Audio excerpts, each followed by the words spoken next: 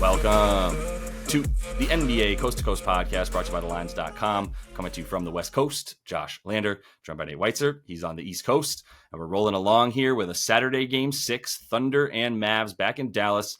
Thunder looking to avoid that elimination there here in Game 6 after a really, really impressive year from them. But we are both on the Mavs, we believe. We have that up in the Best Bets video that is separate from this one. This is Play a Props, so make sure to continue to follow along, subscribe to the page so you can check out both videos that we're bringing you throughout the rest of these playoffs. Also want you to head to thelines.com and use that prop finder tool under the NBA tab to make sure you're getting the best odds available to you from all of these books giving us bets in the postseason here. Nate, let's get into your first play a prop here. The youngster, Derek Lively. Yeah, a live body here against a team that simply cannot rebound. And yeah, you said he's only getting 30 pounds versus Chet, but it seems like he looks like a giant, like just from a girth standpoint. They're the same height, but when he's rebounding over these OKC dudes, like they look tiny. It's only 6.5 boards for Lively. So the points have actually gone up, which I'm not going to rely on these points from lobs and putbacks, but the rebounds I think are very reliable here. 16.7 chances in his last three in just 25 minutes per game.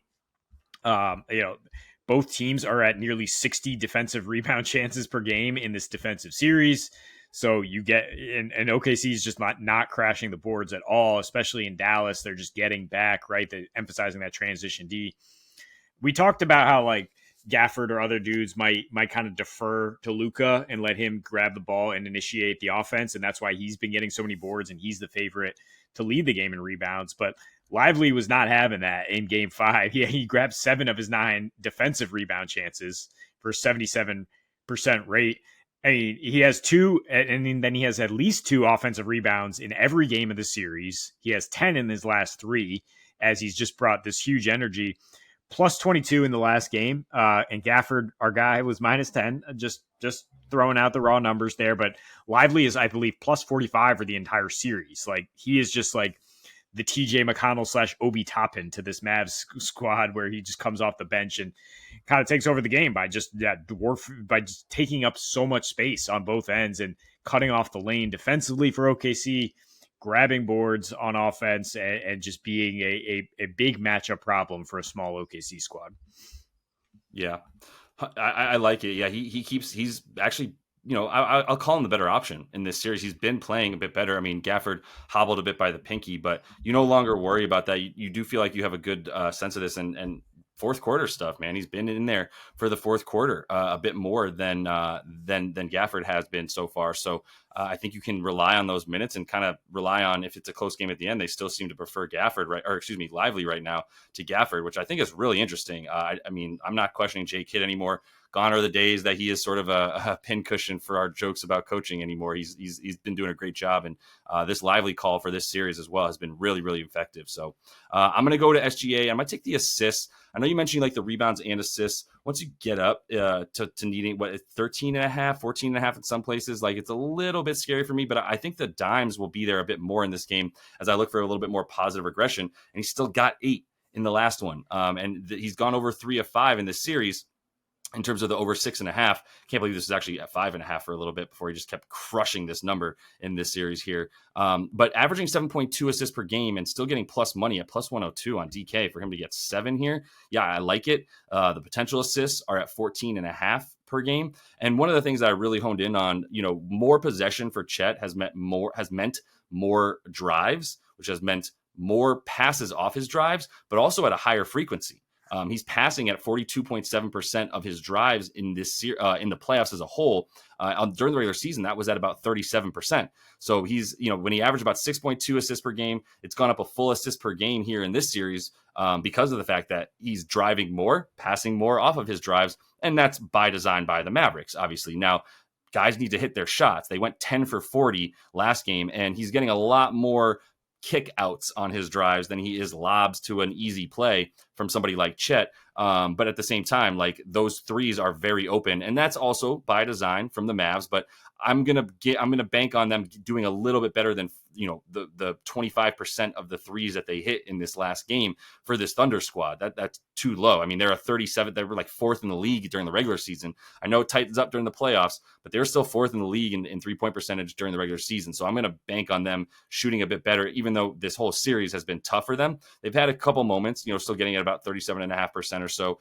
in a couple of these games. So I'm going to believe in their ability to still do that. And with Shai, that's going to be a huge reason for why I would like his assists in this one. He still had 16 potentials last game, 50% clip. He's at about 55% in terms of the potential assists turning into actual assists in this series. And I think if you average him out to the 14-15, gives you 7 right there, if not 8. I think 7 should be like, if you put this at 7.5 and gave like a lot of plus money to the over, then that would be something I'd be like, I don't know what to do with this. But you keep that number at 6.5 and I still get really good money for it, plus money for it. Then yeah, I just think this is incorrectly priced. Yeah, I mean it's what Dallas is willing to live with, right? I mean they can't live with Shea operating in the mid range, getting to his spots. They're going to have to live with him kicking it out and seeing if these guys make or miss. So, and he's going to get plenty of potential assists, like you outlined. So yeah, I think 6.5 is relatively low here. Another OKC guy, another rebounds bet, which I'm comfortable with in this game in this series. Which, like I said, there've been like 60 defensive rebound chances per game. And it's Lou Dort, who I'm going with, over 4.5 rebounds, pretty low for a guy who you could argue is the second best rebounder in this lineup, at least with J-Dub on Kyrie, out more on the perimeter. Like Dort's got to board up. He's on Luka, but he's still been, pinching down and doing a much better job in these last two. And with this new starting lineup, the Thunder did actually a better job, way better job than when they had Giddey in there. 71% defensive rebound rate with Isaiah Joe instead of Giddey, and they were 40% with that same lineup with Giddey in the last game. Both Dort and SGA had 6 rebounds on 13 rebound chances, which they both were more rebounds than Chet on far more rebound chances because Chet is having trouble with these big dudes. And Dort had a team high 4 contested boards. Nobody else had even 2 contested boards. As we know, he's quite strong, quite capable of going in there against a team that is much bigger than them. And they've clearly asked him to do that. And that's why in his last 2, he's grabbed, now 7 rebounds per game on a nice 15.5 chances per game, not deferring much at all. And I would consider there's just funneling so many threes towards him, the Dallas defense. I would consider a little parlay where it's like 4 rebounds and 2 threes for Dort, which he's hit in every playoff game so far this year. And a few going back to when they were in the playoffs like 3 years ago. But, 2 plus threes, 4 plus rebounds is even money. That's a pretty conservative parlay here that doesn't even get you over the 4.5 rebounds. He's only shooting 32% from deep in this series, and part of that credit to Dallas defense. But if you expect any regression, he's averaged exactly 2 threes all season, and he shot 39%. And I mean, it's just the volume. Like, what's he getting? Like 8 attempts, 9 attempts per game in these last 2, as the Mavs are just like daring him to shoot. And SGA is being forced to kick it out and being like, that's what we got. You got to take this.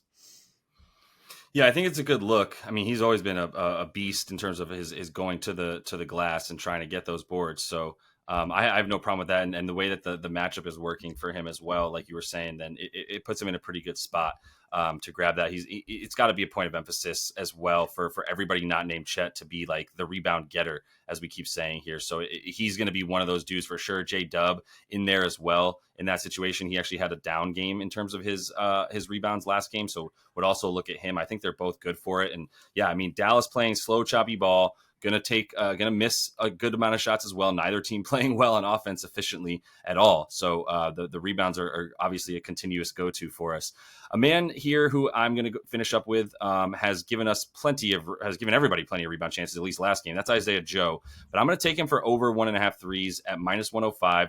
I'm personally putting just a half unit on it. I really like the bet, but I'm still a little bit nervous that, like, for some reason he hasn't taken more than 4 before this last game in this series, which is a little bit concerning. But he also got inserted into the lineup, and clearly there was there was either a directive on Dallas's part to allow Isaiah Joe to shoot a bit more, or it was just the fact that now Dagnall, and I think it's more the latter as I'm talking, but like it was more that I'm going with Dagnall.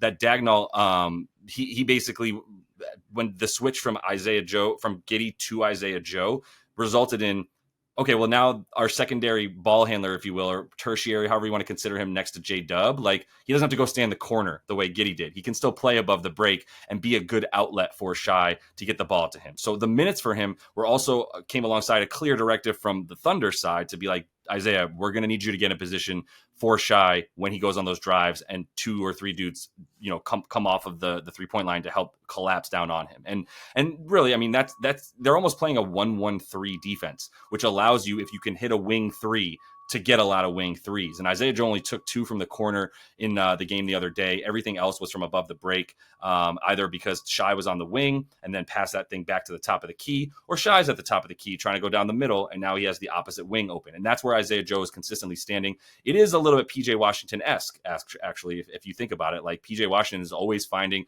the open spaces on the floor that play off of where Luka is driving into the lane. Nobody else is really doing that. Kason Wallace, Aaron Wiggins, everything they shoot is from every 3 they shoot is from the corner. And Wiggins has just had a sharp downturn. And that's a part of this as well, is like Kason Wallace and Isaiah Joe are now sort of the other backcourt mates, getting more time than both Wiggins and Giddey at this point. Giddey getting 11 points last game was wild.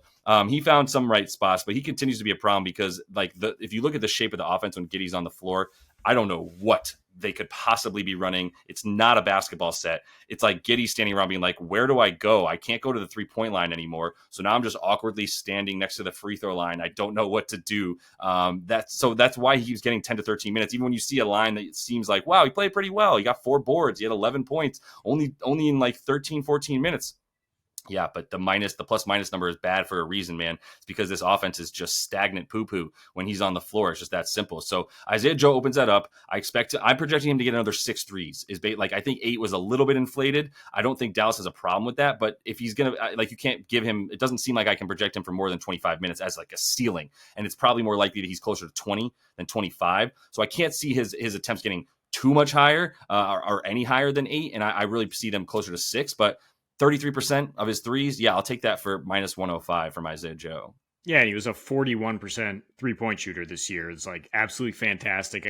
Talk about a guy who you can just watch their base and their stance and be like, that's probably going in. Like, I'm surprised he only went 2 for 8. That's part of the outlier when you look at OKC going 10 for 40.